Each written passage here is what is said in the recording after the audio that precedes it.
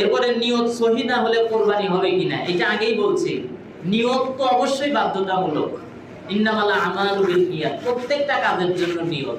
আপনার নিয়তই যদি ঠিক না থাকে, বস্তু খাওয়ার যদি নিয়ত থাকে, পরিবারের লোক বেশি এইটা যদি নিয়ত থাকে, জামাই আসতেছে এইটা যদি নিয়ত থাকে, নিয়তই তো ভিন্ন হলো, তাহলে কোরবানি সহি হওয়ার সম্ভাবনা নাই।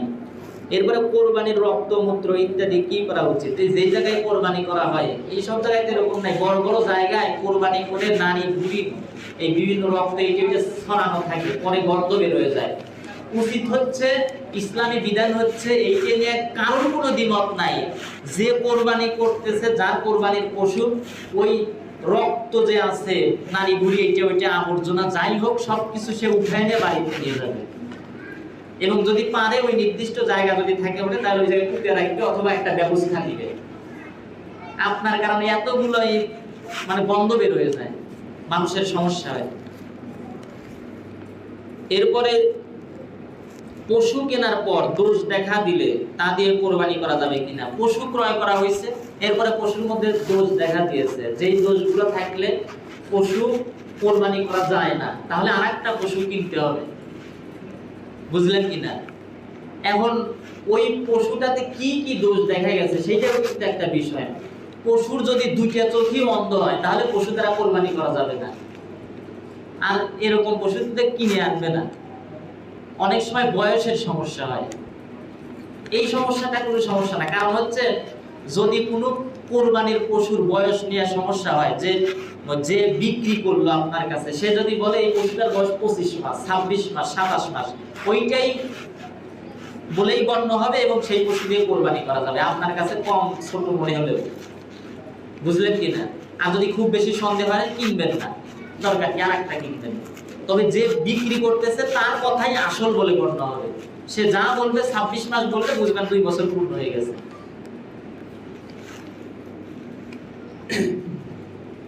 আর ল্যাংড়া, খোরা বা পাগল এই জাতীয় পশু দ্বারা কোরবানি করা যাবে কিনা। কোন পশুর যদি কানের অর্ধেকের বেশি ভালো থাকে তাহলে সেই পশু কোরবানি করা যাবে। অর্ধেক ভালো অথবা অর্ধেকের আরো কেটে গেছে, মানে কান বেশিরভাগই নাই, তাহলে সেই পশু কোরবানি দিলে হবে না।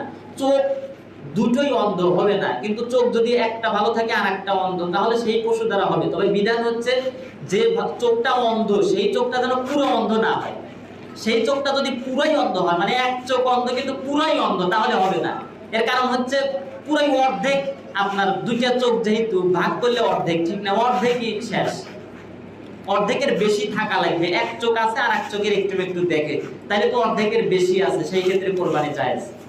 এটাতে আপনি বুঝতেছেন প্রত্যেকটা অঙ্গের ক্ষেত্রে এই নিয়ম। পায়ের ক্ষেত্রে পা এমন ল্যাংড়া যে কোরবানির জায়গায় হেঁটে যেতে পারে না, কোলে করে অথবা কোনো রিক্সায় নেওয়া লাগে অথবা গাড়িতে নেওয়া লাগে, তাহলে সেই পশু কোরবানি হবে না, জায়গা মতো যেতে পারা লাগবে। পাগল পশু, যেই পশু খাওয়া দাওয়া বাদ দিয়ে দিছে অথবা খায় কিন্তু ওই কোনো রকম, তাহলে সেই পশু দ্বারাও কোরবানি হবে না। কিন্তু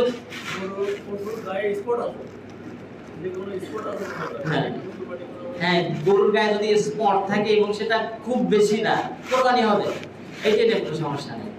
আবার পাগলের ক্ষেত্রে অনেক পশু কিন্তু উল্টো পাল্টা এমনি ডিগবাজি দেয়, তো ওইটার বিধান হচ্ছে যে খাওয়া দাওয়া একেবারে যদি ছেড়ে দেয় অথবা খুব বেশি খায় না, এমন পাগল পশু দ্বারা কোরবানি হবে না। কিন্তু স্বাভাবিক পাগল অনেক পশু এরকম তো দেখি, এরকম ইমাস দেয়া যাবে। এরপরে বন্ধা পশু, বন্ধা পশু দিয়ে কোরবানি করা যাবে কিনা, মানে এমন পশু যেই পশুর আর সন্তানাদি হচ্ছে না, মানে এমন পশু হয়ে যায় না যে বাচ্চা হয় না, ওই পশু দ্বারাও কোরবানি করা যাবে। কার উপর কোরবানি ওয়াজিব? এটা তো বলছি যে প্রাপ্তবয়স্ক হতে হবে, নাবালেগের কিন্তু কোরবানি ওয়াজিব না। প্রাপ্তবয়স্ক হবে, সুস্থ মস্তিষ্ক সম্পন্ন হতে হবে, এবং নাবালেগের দেখা যায় কোরবানি দিছে তাইলে ওইটা মুস্তাহাব হবে, মানে একটা ছোট মানুষের পক্ষ থেকে কোরবানি দেওয়া হলো, ওইটা মুস্তাহাব হবে। ফরজ বা ওয়াজিবের ওই বিষয়টা তার উপর বাধ্যতামূলক না। আবার পাগলের অর্থ আছে, তাই কি হয়েছে, নাবালেগের অর্থ আছে, অনেক সম্পদ আছে, তার কোরবানি করা ওয়াজিব না, বাধ্যতামূলক না। তবে যদি অভিভাবক দেয় তাহলে তো সেইটা ভালো, খারাপ না। গরিব মানুষ দিলেও সেইটা তো ভালো, খারাপ না। আপনি ধরেন ইনকাম করেন, বউরে খুশি দাঁড়ালে কি ওই বউর নামে মানে কোরবানি দিতেছে, এটা কি ওইটা হবে না। যার উপর ওয়াজিব তার পক্ষ থেকেই কোরবানিটা হবে। এইটা আর একটা বেড়া। মানে বাড়িতে যার সম্পদশালী হয়ে গেছে, সম্পদ ওনার, স্বাভাবিকভাবে চিন্তা করেন, স্ত্রীর যদি গহনা থাকে, চিন্তা করেন স্ত্রীর গহনা আছে একবারে, মানে এত পরিমাণ গহনা আছে, তার উপর কিন্তু বাধ্যতামূলক ওইটার যাকাত দেয়। স্বামী যদি দিয়ে দেয় সমস্যা নাই এই ক্ষেত্রে, কিন্তু কোরবানির ক্ষেত্রে চিন্তা করেন, কোরবানি আপনার উপর ওয়াজিব হয়ে গেছে আর তার পক্ষ থেকে দিচ্ছেন, তাহলে হবে না। যার উপর ওয়াজিব এইটা আর্থিক ইবাদত, আর এটা তো বুঝতেছেন, অবশ্যই এটা করতে হবে। আরেকটা প্রশ্ন, আমার আব্বা মারা গেছে, আমরা কুরবানি আমার তো হ্যাঁ। আমি আমারটা না দিয়া আমার আব্বার নামে দিতেছি, এটা কি হবে? আপনার আব্বারটা বাদ রেখে আপনারটা দেবেন, তাই না? হ্যাঁ। বিছানা মারা গেছে, আমারটা দেওয়ার পরে আমার আব্বার নামে দিতে হবে। হ্যাঁ দিতে পারেন। এই ভুলগুলো অনেকে করে, মানে চিন্তা করে যে এটা একটা করলেই হয়, ওয়াজিব আদায় হবে না। সময় যেহেতু শেষ হয়ে গেছে, আর দুই একটা বলে শেষ করে দিই, তাহলে এই টেস্ট আর থাকবে না। মুসাফিরের উপর কোরবানি ওয়াজিব কিনা?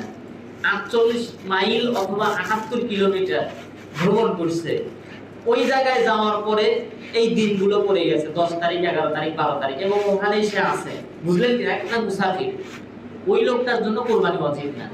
সে সম্পদশালী হলেও কোরবানি ওয়াজিব না। এমনকি মুসাফির অবস্থায় যাকাতের টাকা পর্যন্ত সে খেতে পারে। ওই জায়গায় তো অসহায়, তার বাড়িতে যতই টাকা থাকে, এরকম তো আর করে না যে যাকাতের টাকা খাবে, এমন না। যদি খুব অসহায় হয়ে যায় সেক্ষেত্রে ওইটাও তার জন্যই।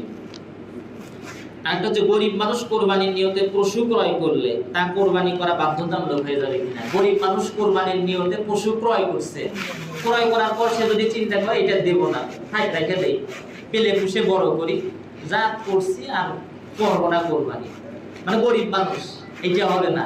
পশু যখন হাত থেকে ক্রয় করে নিয়ে আসছেন, বাড়িতে নিয়ে আসছেন, এই পশু আর অন্যদিকে আপনি খাটাইতে পারবেন না। ওই পশু কোরবানি করা তখন আপনার জন্য ওয়াজিব।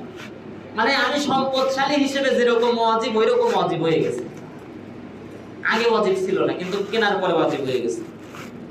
এরপরে কোরবানির দিনগুলোতে কোরবানি দিতে না পারলে করণীয় কি? কোরবানির দিনগুলোতে 10 তারিখ, 11 তারিখ, 12 তারিখে কোরবানি দিতে পারেন নাই, বা এই দিনগুলোতে যে কোনো কারণে কোরবানি পশু ক্রয় করেন নাই, ইত্যাদি যে কোনো একরকম হয়েছে, আপনি কোরবানি দিতে পারেন নাই, তাহলে কি করবেন?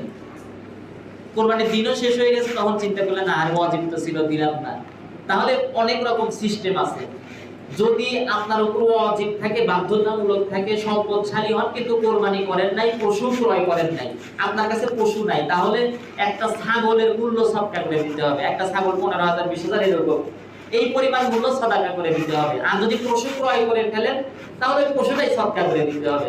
আর যদি পশু ক্রয় করেছেন, আবার কোরবানির দিন চলে গেছে, এই 14, 15 তারিখ কি 13 তারিখে জবে করে ফেলছেন, তাহলে ওই পশুর যে জবে করছেন সেই গোশত সদকা করে দিতে হবে।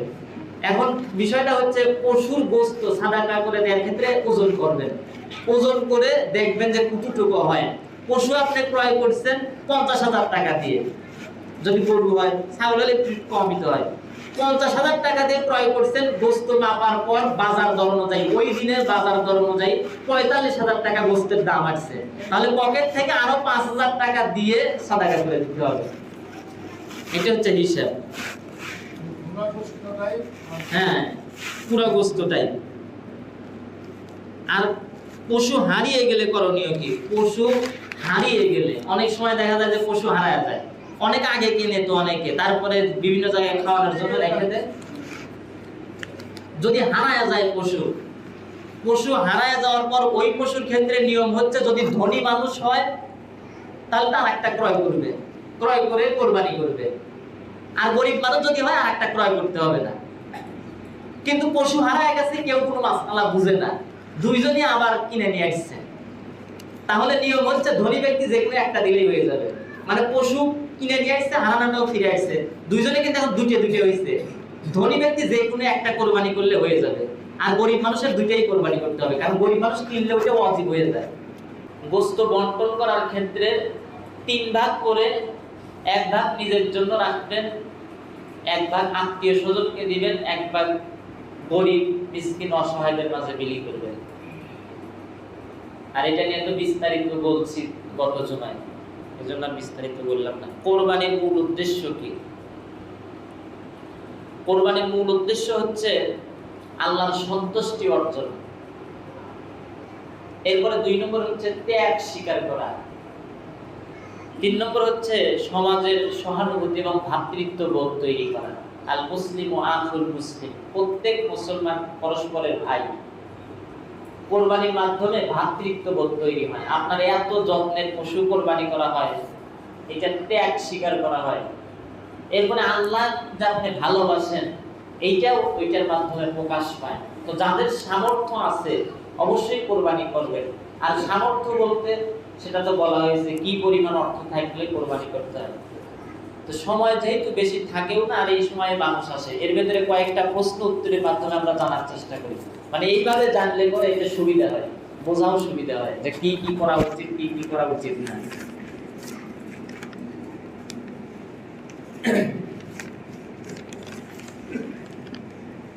এই পৃষ্ঠাগুলো গত জুমায় বলেছি, আবার 3-4 মিনিটে এগুলো রিপিট করি, আবার মনে থাকবে।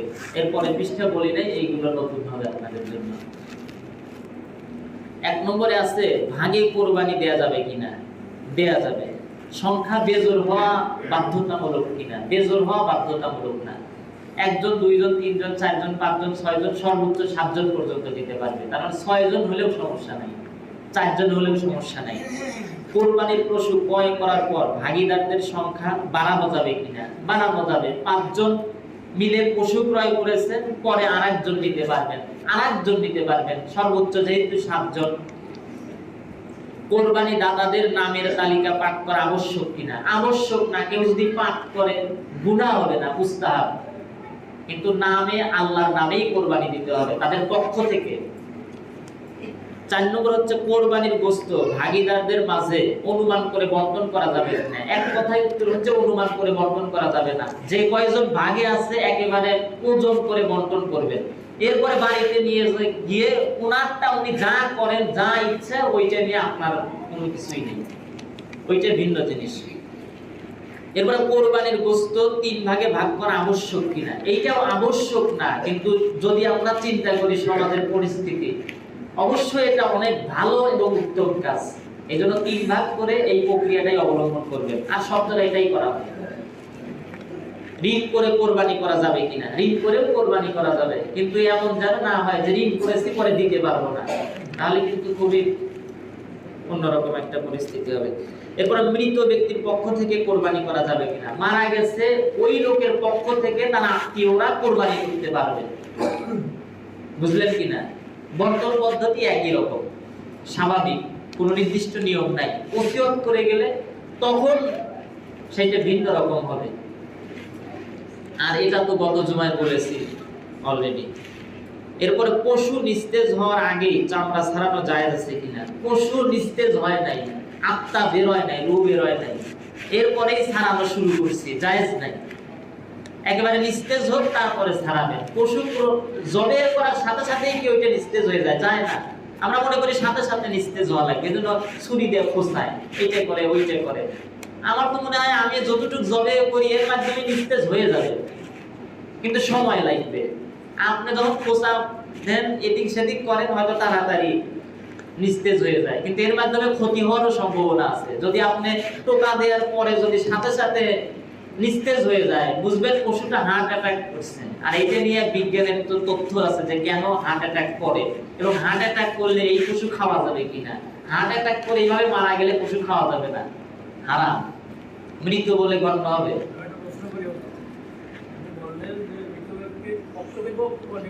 হ্যাঁ, আসলে কুরবানির ফায়দাটা কি? মৃত ব্যক্তি, যেই লোকটা মারা গেছে, আপনি বললেন যে মৃত ব্যক্তির পক্ষ থেকেও কুরবানি করা যাবে। হ্যাঁ, এই জগতে এই প্রথম শুনলাম এটা। জি। আমরা আগে শুনে আসছি যে মৃত ব্যক্তির নামে কুরবানি হয় না। আমার কথা হচ্ছে এটার ফায়দাটা কি? মানে মৃত ব্যক্তির নামে কুরবানি দিলে কি ফায়দা, আর জীবিত ব্যক্তির নামে কুরবানি দিলে কি ফায়দা? হ্যাঁ, জীবিত ব্যক্তিরা যে কোরবানি দিচ্ছে বাধ্যতামূলক।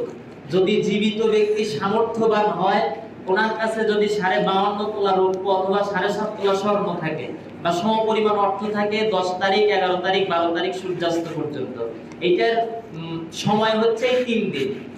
আর যাকাতের সময় হচ্ছে সারা বছরের একটা বিষয় আছে। আর যেই 3 দিনের মধ্যে যে কোনো দিন যদি একজনের কাছে এই পরিমাণ সম্পদ আসে তাহলে জীবিত ব্যক্তি বাধ্যতামূলক দিতেই হবে, এবং এইটা না দিলে সে গুনাহগার হবে, পাপী হবে, এবং এজন্য শাস্তি ভোগ করা লাগতে পারে, সেটা আল্লাহর বিষয়। আর কোরবানি যে দিচ্ছে তো সব তো পাচ্ছেই। জীবিত ব্যক্তির ক্ষেত্রে তো ফায়দা বুঝলেন, আসলে অনেক ফায়দা, আর ফজিলত শুনলে আরো বুঝবেন কত ফায়দা। আর মৃত ব্যক্তি, এই লোকটা তো মারা গেছে, এই লোকটার পক্ষ থেকে কোরবানি দেয়া বাধ্যতামূলক না, কিন্তু কেউ যদি দেয় তাহলে অবশ্যই এটা ফায়দা হবেই, তো এতে কোনো সন্দেহ নেই। আল্লাহ মৃত ব্যক্তি যদি ফায়দা দেন, কোনো সওয়াব দেন, কোনো সমস্যা আছে কি? আল্লাহ যেই লোকটা বেঁচে আছে ওনাকে যদি সওয়াব দেন কোনো সমস্যা নাই, কিন্তু যেহেতু দেয়ার বিধান আছে দেয়া যেতে পারে। আর আমরা দেই না স্বাভাবিকভাবে, কিন্তু দেয়া যাবে, অবশ্যই দেয়া যাবে। যেহেতু দেয়া হয় না সচরাচর, এই জন্য এটা ওইভাবে সামাজিকভাবে প্রচলিতও নাই, আমাদের এরকম জানাও নাই, তবে অবশ্যই দেয়া যাবে। যেহেতু রাসূল সাল্লাল্লাহু আলাইহি সাল্লাম দিছেন এবং ওই সময় তিনি বলছেন, এছাড়া আলী রাদিয়াল্লাহু তাআলা আনহু দিছেন, এটা হাদিসে দেখবেন অবশ্যই আছে। এক কথায় উত্তর হচ্ছে দেয়া যাবে। আর ইউটিউবে সার্চ দিলে পরে বিভিন্ন জায়গায় দেখলে পরে বুঝবেন যে আসলে দেয়া যায়।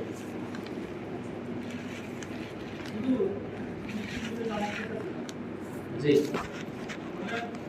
আমার দুটো সন্তান হয়েছে, এবার আমি আকিকাটাই দেব, আমি কুরবানি করছি, এটা কি আমার কুরবানি আগে না আকিকা আগে?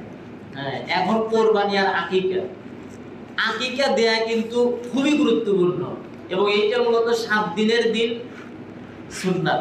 7 দিনের পরে 14 দিনে 21 দিনে দেয়া যাবে কিনা মতভেদ আছে। এছাড়াও জীবনের যে কোনো এক সময় দেয়া যাবে কিনা এইটা নিয়েও মতভেদ আছে। তবে জীবনের যে কোনো এক সময় অথবা 14 দিন 21 দিনের দিন কেউ যদি দেয়, আমি কোনোদিনও কিন্তু বলি না যে হবে না। আল্লাহ যদি চায় হয়ে যাবে ইনশাআল্লাহ, দিতে পারেন। কিন্তু সুন্নত পদ্ধতিতে, সঠিক পদ্ধতিতে, সহি পদ্ধতিতে, একেবারে কলিজা থেকে মানে খুব ভালো লাগতেছে এরকম ভাবে যদি কেউ দিতে চায়, কোনো মতভেদের ভেতরে থাকা লাগতেছে না, তাহলে 7 দিনের দিনেই দিতে হবে। ওই সময় ধরেন আমার কোনো আর্থিক ছিল না, আমি দিতে পারি না। হ্যাঁ, এখন হয়তো সমর্থন হয়েছে, আমি আকিকার কথা আমার স্মরণই নাই, আমি কুরবানি করছি। কোরবানি দেয়া যাবে কিনা? কুরবানি দেওয়া যাবে কিনা আর ওই কুরবানি আমার হবে কিনা? কোরবানি তো দেয়া লাগবে, কোরবানি তো আবশ্যক, এবং কোরবানি দিলে হয়ে যাবে, আর দেয়া তো লাগবেই, কারণ দুইটাই ভিন্ন ইবাদত। কোরবানি কারোর উপর ওয়াজিব হলে সে যদি আকিকা না দিয়ে থাকে কোরবানি অবশ্যই দেয়া লাগবে, কারণ ওইটা ওয়াজিব, বাধ্যতামূলক।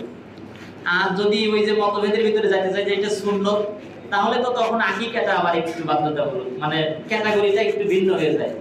তাই এইটা বোঝা লাগবে না, এইটা বুঝলেই হবে। যেহেতু হানাফি মাযহাব অনুযায়ী চলি, এইটাই আমরা মানি। কোরবানি দেয়া যেহেতু ওয়াজিব ক্যাটাগরিতে পড়ে, তাহলে কোরবানি দিতেই হবে, সেটা আপনি আকিকা দেন আর না দেন, কোরবানি দিতে হবে ওয়াজিব হয়ে গেলে। ঠিক আছে, কোরবানি দেয়া লাগবে।